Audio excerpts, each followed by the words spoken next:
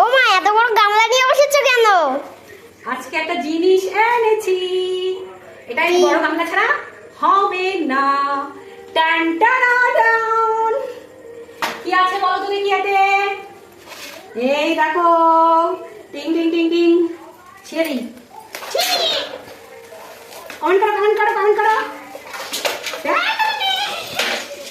মেয়ে আমাকে পাগল করে দিচ্ছে, যদিও আমি জানি না এটা কি করে রান্না করে।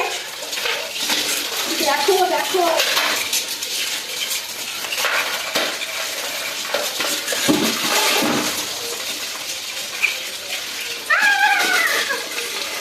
দেখা যাচ্ছে? দেখেছো? এ আমার দ্বারা কাটা সম্ভব না। আমার কর্তামশাই আসবে, তারপর আমরা এটা কাটবো। কি খুশি? হ্যাঁ, কেমন খুশি? অনেক।